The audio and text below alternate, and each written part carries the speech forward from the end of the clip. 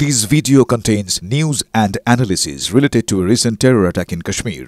The content may include sensitive visuals and discussions that could be distressing to some viewers. Viewer discretion is advised. We strongly condemn all forms of violence and terrorism.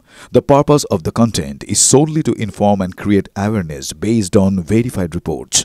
Top quality और consistent performance के लिए सिर्फ silver pump नाम याद रखना। जम्मू कश्मीर प्रतिरक्षा मंत्री operation सिंदूरेर पर प्रथम उपत्यकाय गेलेन प्रतिरक्षा मंत्री। एलओसीते प्रतिरक्षा मंत्री राजनाथ सिंह, जम्मूर बायसेना घाटीतेও যাবেন রাজনাথ সিং। এলওসিতে प्रतिरक्षा मंत्री যাবেন, তার আগে তার বিমান নেমেছে বিমানবন্দরে। এই মুহূর্তে দেখতেও পাচ্ছেন সেই ছবি। প্রতিরক্ষা মন্ত্রী অর্থাৎ এই অপারেশন সিঁদুর হওয়ার পর প্রথম জম্মু কাশ্মীরের প্রতিরক্ষা মন্ত্রী পৌঁছলেন। এই মুহূর্তে সেই ছবি দেখতে পাচ্ছেন, তার বিমান পৌঁছেছে। তিনি এলওসিতেও যাবেন বলে আমরা জানতে পারছি, বায়ুসেনা ঘাঁটিতেও যাবেন রাজনাথ সিং।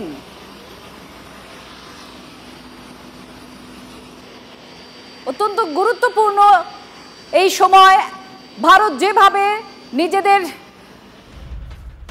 জাপ চিনিয়ে দিয়েছে, নিজেদের প্রতিটি মুহূর্তে প্রতিরক্ষা ক্ষেত্রে তিন বাহিনী যেভাবে নিজেদের সাফল্য তুলে ধরেছেন দেশের মানুষের কাছে, শুধু তাই নয়, যেভাবে প্রত্যাঘাত এনেছে এবং যেটা নির্দিষ্টভাবে করা হয়েছিল যে কোনো দেশের সঙ্গে নয়, জঙ্গিদের সঙ্গে এই যুদ্ধ, প্রত্যেকটা জঙ্গি ঘাঁটিকে নিকেশ করা, 9টা জঙ্গিদের ঘাঁটি সেখানে নিশানা করা, তারপর পাল্টা প্রত্যাঘাত করেছে ভারত। বিভিন্ন বায়ুসেনা পাকিস্তানের তার ঘাঁটিগুলোতে বা সামরিক ঘাঁটিগুলোতে হানা চালিয়েছে। আর এই মুহূর্তে প্রতিরক্ষা মন্ত্রী দেখতে পাচ্ছেন জম্মু কাশ্মীরে পৌঁছে গিয়েছেন। জ্যোতির্ময় কর্মকার আমাদের সঙ্গে রয়েছেন। জ্যোতির্ময়, প্রতিরক্ষা মন্ত্রীর এই অপারেশন সিঁদুরের পর পৌঁছনো, এটা অনেকটাই জোশ বাড়িয়ে দেবে বাহিনীর। আমরা প্রধানমন্ত্রীকেও দেখেছি, তিনি নিজেও গিয়েছিলেন। তো এই মুহূর্তে কি কি আপডেট পাওয়া যাচ্ছে, এটা কতটা দরকারি ছিল? দেখো, 12 তারিখ প্রধানমন্ত্রী নরেন্দ্র মোদী তিনি জাতির উদ্দেশ্যে যে বক্তৃতা করেছেন, সেই বক্তৃতাতেই তিনি সেনাবাহিনী শৌর্য বীর্যের কথা উল্লেখ করেছেন এবং তারপরেই আমরা দেখেছি যে একেবারে সেনা ছাউনিতে পৌঁছে গিয়েছিলেন প্রধানমন্ত্রী নরেন্দ্র মোদী। এবং আজকে প্রতিরক্ষা মন্ত্রী রাজনাথ সিং তিনি কাশ্মীরে এসছেন, তিনি জম্মুতে বায়ুসেনা ঘাঁটিতে তিনি যাবেন এবং তার পাশাপাশি যে খবর আমাদের কাছে আসছে যে নিয়ন্ত্রণ রেখায় একাধিক জায়গাতে তিনি যাবেন এবং এই জায়গাগুলিতে মূলত যে সমস্ত সেনাবাহিনীর জওয়ানরা তারা পাকিস্তানের সঙ্গে সংঘাতে জড়িত ছিলেন, যারা একেবারে সম্মুখ সমরে যারা প্রতি মুহূর্তে অংশগ্রহণ করেছেন, তাদের প্রত্যেকের সঙ্গে তিনি মিলিত হবেন, তাদেরকে তিনি অভিনন্দন জানাবেন, দেশের পক্ষ থেকে তিনি তাদেরকে ধন্যবাদ জানাবেন। এটা অত্যন্ত গুরুত্বপূর্ণ, কারণ যখন ডিফেন্স মিনিস্টার নিজে এসে তিনি প্রত্যেক সোলজারের সঙ্গে মিট করছেন, তাদেরকে সরাসরি ভাবে তিনি বার্তা দিচ্ছেন, সেটা অবশ্যই তাদের মনোবল আরো অনেক বেশি বৃদ্ধি করবে।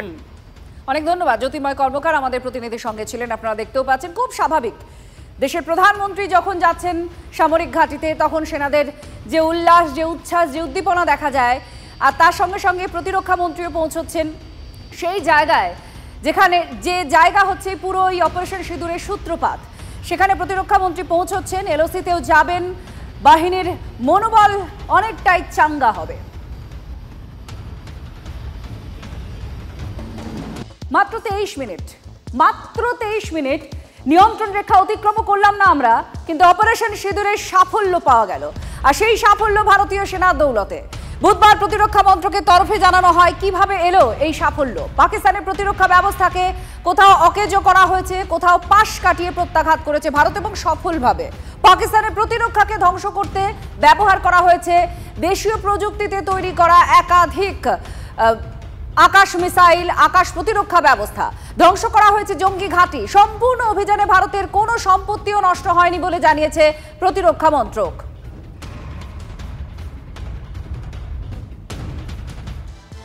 পাকিস্তানের সেনা ছাউনি গুড়িয়ে দেওয়ার আরো একটা ভিডিও প্রকাশ্যে এলো।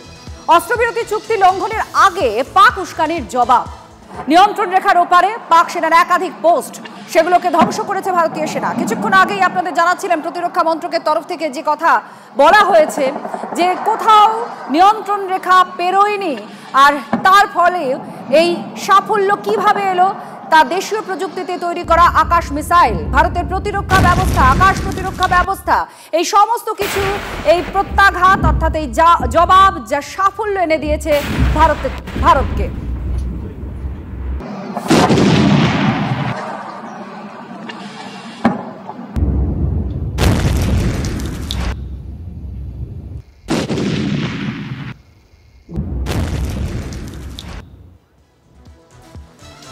কিভাবে ধ্বংস হয়েছে তারই ছবি আপনারা দেখলেন। এবার একটা ধ্বংস করা হয়েছে এমন একটা ছবি দেখাবো। রাজৌরিতে একটা মিয়ে যাওয়া পাক গোলা সেটা পড়েছিল, সেটাকে নিষ্ক্রিয় করা হয়েছে। সীমান্তে লাগাতার পাক উস্কানি ব্যর্থ করে ভারতীয় সেনা, সেই ছবি আপনারা কিছুক্ষণ আগে দেখলেন।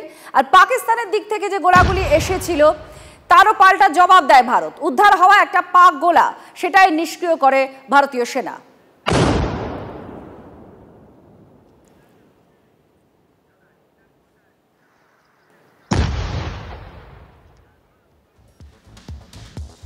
শুধু ড্রোন নয়, পাকিস্তানকে সেনা পাঠিয়েও সাহায্য করেছে তুরস্ক।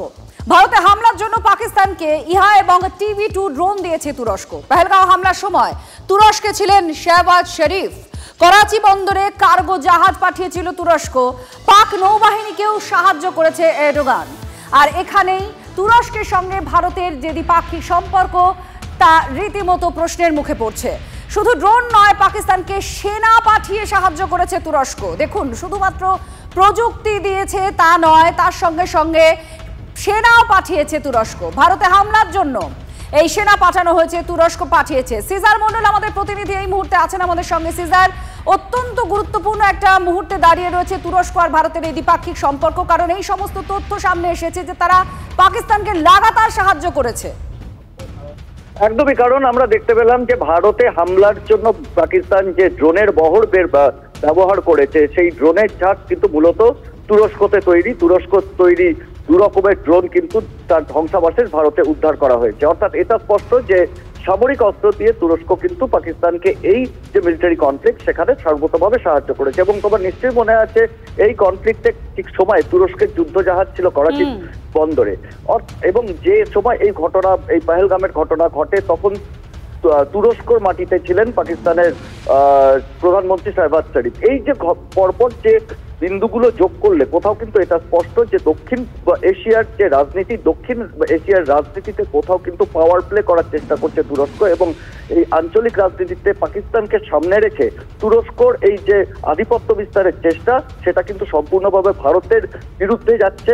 এবং যেটা অভিযোগ উঠছে, ভারতীয় গোয়েন্দাদের একাংশের দাবি, এই কনফ্লিক্টে ভারতের বিরুদ্ধে পাকিস্তানকে সামরিক সাহায্য করার পাশাপাশি, যুদ্ধাস্ত্র দিয়ে সাহায্য করার পাশাপাশি তুরস্কের বেশ কিছু টেকনিক্যাল উইংয়ের সেনা তারাও কিন্তু এইখানে পাকিস্তানকে সাহায্য করেছিল। ধন্যবাদ সিজার মন্ডল আমাদের প্রতিনিধি, আপনাদের জানালেন যে ঠিক কি কি তথ্য উঠে এসেছে এবং খুব গুরুত্বপূর্ণ একটা মুহূর্ত, কারণ তাহলে ভারত আর তুরস্কের মধ্যে সেই সম্পর্ক কোন অভিঘাতে বইবে, যেখানে পাকিস্তান যারা জঙ্গিদের মদদ দেয় সেই পাকিস্তানকে তারা সামরিক অস্ত্র শুধু নয়, তাদের সেনা দিয়েও সাহায্য করেছে এই পহেলগাঁও ঘটনার পর এই অপারেশন সিঁদুরের জবাব দেওয়ার জন্য। আর এখানে আমেরিকার নীতি কি দুমুখ, আর সেটাই প্রকাশ্যে। ভারত শত্রু পাকিস্তানের বন্ধু দেশ তুরস্ককে অস্ত্র বিক্রি কে করেছে? আমেরিকা। সেই অস্ত্র অন্য কোনো দেশকে দিতেও বাধা নেই তুরস্কের। তুরস্ক হয়ে পাকিস্তানের হাতে আসতে পারে মার্কিন অস্ত্র, আশঙ্কা করছে গোয়েন্দারা। সম্প্রতি ভারতের সঙ্গে সংঘাতে পাকিস্তানকে ড্রোন দিয়েছে তুরস্ক। সায়ন্ত আমাদের প্রতিনিধি আমাদের সঙ্গে রয়েছেন। সায়ন্ত, তাহলে সেই নাকটা ঘুরিয়ে ধরলে আমেরিকায় মূল কালপ্রিট হয়ে দাঁড়াচ্ছে নয় কি? একদমই, দেখো, মার্কিন যুক্তরাষ্ট্র একদিকে বলছে যে আপনারা যুদ্ধ থামান, পরমাণু যুদ্ধে যাবেন না, সেটা বিশ্বের কাছে ক্ষতি হবে। অন্যদিকে তুরস্ককে অস্ত্র দিচ্ছে, যে তুরস্কর মাধ্যমে, যেটা মূলত তারা সরকারি বিবৃতিতে নয়, তারা মৌখিকভাবে তারা তুরস্ককে জানাচ্ছে যে আধুনিক অস্ত্র তুরস্ককে দেওয়া হচ্ছে, যে তুরস্ক সেটা তার বন্ধু বা অন্য কোনো দেশকে দিতেও পারে। অর্থাৎ পরোক্ষে পাকিস্তানের হাতে কিন্তু অস্ত্র পৌঁছে দেওয়াই মূলত নীতি হচ্ছে আমেরিকা যুক্তরাষ্ট্রের। অস্ত্র যদি আমেরিকা যুক্তরাষ্ট্রের যে আধুনিক অস্ত্র পাকিস্তানের হাতে গেলে সেটা পাকিস্তানের সৈন্যদের থেকে বেশি সেটা ব্যবহার হবে জঙ্গিদের তরফে, আর জঙ্গিরা সে অস্ত্র ব্যবহার করবে ভারতের বিরুদ্ধে। স্বাভাবিকভাবেই মনে করা হচ্ছে জঙ্গিদের হাতেই অস্ত্র তুলে দেওয়াই মূল পরিকল্পনা। আর তুরস্ক যখন এখন পাকিস্তানের অন্যতম কাছের বন্ধু, যেটা অপারেশন সিঁদুরের পর থেকে যেটা মূলত প্রকাশ্যে চলে এসেছে, তখনই দেখা যাচ্ছে এই ধরনের অস্ত্র তুরস্কের হাত থেকে পাকিস্তান এবং পাকিস্তান সেনার হাত থেকে পাকিস্তান জঙ্গিদের হাতে যেতে পারে। সব মিলিয়ে একটা বিষয় তো নীতি পরিষ্কার যে আমেরিকা যুক্তরাষ্ট্র মূলত দুমুখ নীতি নিয়ে চলছে। একদিকে যুদ্ধ থামাতে বলছে, অন্যদিকে জঙ্গিদের হাতেই পরোক্ষে অস্ত্র তুলে দিচ্ছে। ধন্যবাদ। আর এর পাশাপাশি আপনাদের দেখাবো একটা প্রতিবেদন। আমেরিকার যে দ্বিচারিতা, দুমুখ নীতি, সেটা কোথাও প্রকাশ্যে আসছে কিভাবে। ডোনাল্ড ট্রাম্প একদিকে যেমন ভারতকে পাকিস্তানে প্রত্যাঘাত করতে বারণ করছেন, আর অন্যদিকে ভারতের বিরুদ্ধে যে দেশগুলো আছে ষড়যন্ত্র করছে আর তাদেরকে তিনি সাহায্য করছেন প্রত্যক্ষ না হলেও পরোক্ষভাবে। এই কাজটা ট্রাম্পের আমেরিকা যে করছে না তার গ্যারান্টি দেওয়া যাচ্ছে না। কেন? আপাতত তুরস্কের উদাহরণটা আপনাদের সামনে তুলে ধরলাম, এটা বিস্তারিতভাবে দেখুন ঠিক কি হয়েছে। এই বন্দুকের নল তুরস্কের দিকে তাক করা ছিল গত 40 বছর ধরে। তুরস্ক আর ইরাক থেকে নিজেদের আলাদা করতে চাইছিলেন কুর্দিশরা, কিন্তু আচমকা উলটপুরাণ। তুরস্কের কাছে সন্ধি প্রস্তাব বিদ্রোহী কুর্দিশদের, জেলবন্দি কুর্দিশ নেতা আবদুল্লাহ ওসলানের ডাকে প্রস্তাব। কিন্তু এখানে আমেরিকার কি ভূমিকা? সিরিয়া, ইরাক, তুরস্কে কুর্দিশদের সমর্থন ছিল আমেরিকার। আমেরিকার ভূমিকায় ক্ষুণ্ণ হয় তুরস্কের এরদোগান সরকার। আমেরিকার সঙ্গে বাণিজ্যিক সম্পর্ক ছিন্ন করার পথে এগোয় তারা। আমেরিকার সঙ্গে F-35 যুদ্ধবিমান কেনার চুক্তি ভাঙে তুরস্ক। রাশিয়ার কাছ থেকে S-400 এয়ার ডিফেন্স সিস্টেম কেনে। ধীরে ধীরে আমেরিকার প্রতি নির্ভরতা কমাচ্ছিল তুরস্ক। আমেরিকা থেকে পণ্য আমদানি কমাচ্ছিল এরদোগান সরকার। ব্যবসায়ী ট্রাম্প সিঁদুরে মেঘ দেখেন, বোঝেন কুর্দিশদের উস্কানি দিলে তার ব্যবসায়িক ক্ষতি। আমেরিকা প্রথমে তুরস্কের কুর্দিশদের জঙ্গি ঘোষণা করে, পরে আড়াল থেকে কুর্দিশদের ওপর চাপ তৈরি করে, আলোচনায় বসতে রাজি করায়। পুরোটাই যে বাণিজ্যিক স্বার্থে সেটা আন্দাজ করা খুব একটা কষ্টকর কি? এবার আমরা চলে আসি কাশ্মীরের দিকে, কারণ সেনা জঙ্গিগুলির লড়াই চলছে। খতম 3 জন জঙ্গি, ত্রালে এই অভিযান চলছে। এখনো পর্যন্ত এই ত্রাল পুরো এলাকা ঘিরে রেখেছে নিরাপত্তা রক্ষীরা। আরো অনেকে লুকিয়ে থাকতে পারে বলে আশঙ্কা তারা করছেন। 66 জন লোকাল যারা এই জঙ্গি সংগঠনের সঙ্গে যুক্ত তারা মনে করছেন। আর তাছাড়াও 40 জন পাকিস্তান থেকে এসেছে এমন জঙ্গিরাও আছে। 109 জন জঙ্গি এখন ত্রালে আছে বলে তারা আশঙ্কা করছেন। আর তার জন্য চিরুনি তল্লাশি চলছে বিভিন্ন জায়গায়, গুলি চলছে। সেই মুহূর্তের ছবি দেখছেন, শব্দও আপনারা পাচ্ছেন।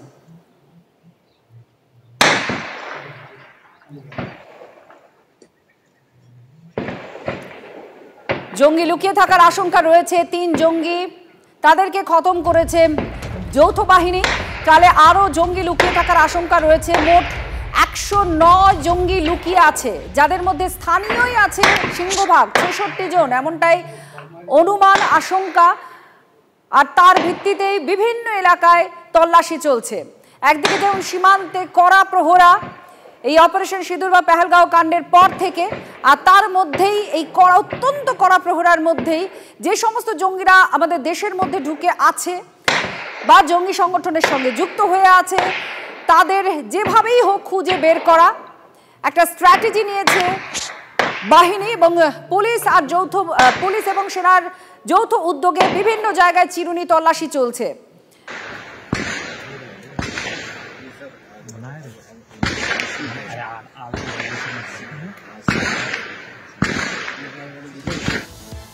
পাকিস্তানকে সবক শেখানোর পর এবার দেশের ভেতরে জঙ্গি নিধনে সেনাবাহিনী। পেহেলগাঁওয়ে হামলাকারীদের নিকেশ করতে উপত্যকায় চিরুনি তল্লাশি চলছে। আর উত্তর কাশ্মীরেও এখনো লুকিয়ে আছে 44 জন পাক জঙ্গি, সঙ্গে 66 জন স্থানীয় জঙ্গি। দক্ষিণ কাশ্মীরেও 7 জন পাক জঙ্গি সহ লুকিয়ে রয়েছে 109 জঙ্গি। খবর গোয়েন্দা সূত্রে জঙ্গিদের খুঁজতে স্যাটেলাইট ইমেজ, তার উপরেও নজর রাখছে ইন্টেলিজেন্স উইং। গভীর জঙ্গল, যৌথ অভিযান চলছে আর স্যাটেলাইট ইমেজ তাদের অনেকটাই সাহায্য করছে। দাঁড়িয়ে রয়েছে সোপিয়ানে কেলারে এক পাহাড় শিখরের ওপরে। আমাদের পিছনে বিস্তৃত সোপিয়ান শহর, আর আমাদের হাতের ডান দিকে বাঁ দিকে রয়েছে গভীর জঙ্গল। এই জঙ্গলের ভেতরেই এখনো পর্যন্ত বিভিন্ন জায়গাতে জম্মু কাশ্মীর পুলিশের অ্যান্টি মিলিটেন্ট বাহিনী, এর পাশাপাশি সিআরপিএফ, রাষ্ট্রীয় রাইফেলস, সেনাবাহিনী প্রত্যেকে কার্যত চিরুনি তল্লাশি চালাচ্ছে। যে খবর উপত্যকার বিভিন্ন প্রান্ত থেকে আসছে যে সীমান্তের ওপরে গোলাগুলি শুরু হওয়ার পরেই সঙ্গে সঙ্গে এই ধরনের গভীর জঙ্গলগুলিতে আশ্রয় নিতে শুরু করেছে জঙ্গিরা। তার কারণ তারা বুঝতে পেরেছে এবার নিশানায় থাকবে তারা। এই মুহূর্তে পেহেলগাম হামলার নেপথ্যে কোন জঙ্গিরা রয়েছে তাদেরকে খুঁজতে কার্যত হন্যে হয়ে চিরুনি তল্লাশি চালাচ্ছে এই মুহূর্তে প্রত্যেকটা এজেন্সি। আর তারপরেই লোকালয় ছেড়ে এই ধরনের গভীর জঙ্গলগুলোতে এসে আশ্রয় নিয়েছে তারা। যে খবর এই মুহূর্তে আমাদের কাছে আসছে, এই এলাকায় যেমন একদিক থেকে ড্রোনের মাধ্যমে প্রতি মুহূর্তে নজরদারি চালানো হচ্ছে, ঠিক তার পাশাপাশি স্যাটেলাইট ইমেজের ওপরে নজর রাখা হচ্ছে। তার কারণ এখন যে খবর আসছে ওজিডব্লিউদের অনেককে ইতিমধ্যেই আটক করা হয়েছে। আর তাদের কাছ থেকে যে তথ্য আসছে যে এই ধরনের তল্লাশির আশঙ্কা করে জঙ্গলের ভেতরে নতুন করে ক্যাম্প তৈরি করতে চাইছে জঙ্গিরা। फौज गई थी, हमने फौज देखी। अच्छा, आपने फौज देखी है? अच्छा, सुबह कितने बजे गया था फौज? कोई 9 बजे। अच्छा, सुबह 9 बजे गया था फौज? अच्छा अच्छा। वो तो है ही है, तो क्या बोल गए, वो तो है, माहौल तो खराब ही हो जाता है, बीच में तो खराब भी कर लेते हैं, बीच में कोई लोग कर लेता है, ऐसी बात है। और क्या परेशानी आप लोगों का होता है? परेशानी तो गरीब लोगों की होगी ना, जहाँ हो तो गरीबी की परेशानी है, अमीर को तो कहीं किसी जगह नहीं परेशानी है ना। দূরের ওই জঙ্গল পেরিয়ে দেখা যাচ্ছে পীর পাঞ্জালের আপার রেঞ্জ। ওই পীর পাঞ্জালের আপার রেঞ্জ পর্যন্ত জঙ্গিরা এই পথ দিয়ে যেতে পারে বলেই আপাতভাবে সূত্র মারফত খবর। স্বাভাবিকভাবেই এই এলাকাকে বিভিন্ন ফ্রন্টে ভাগ করে নিয়েছে এই মুহূর্তে নিরাপত্তারক্ষীরা এবং লাগাতার অপারেশন চলছে।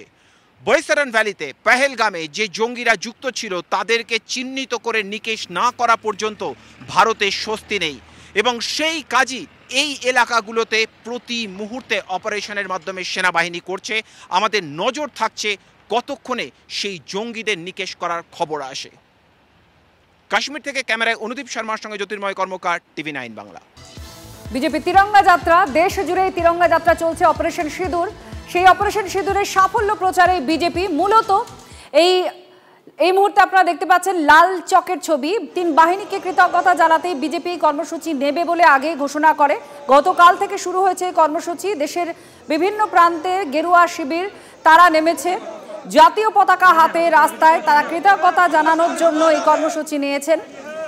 জম্মু কাশ্মীরের লাল চক, সেই লাল চকে দেখছেন তিরঙ্গা কর্মসূচি।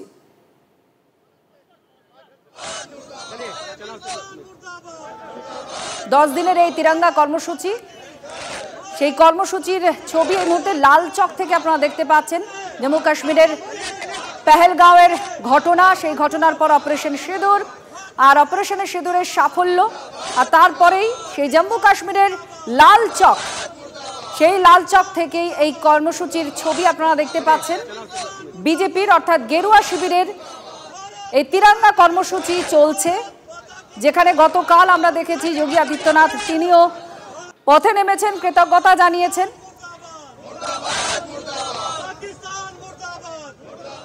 जिन लोगों ने अपराध किया उन्हीं अपराधियों को समाप्त किया जाए, आतंकवादियों को समाप्त किया जाए, किसी भी निरपराध नागरिक की हत्या न हो।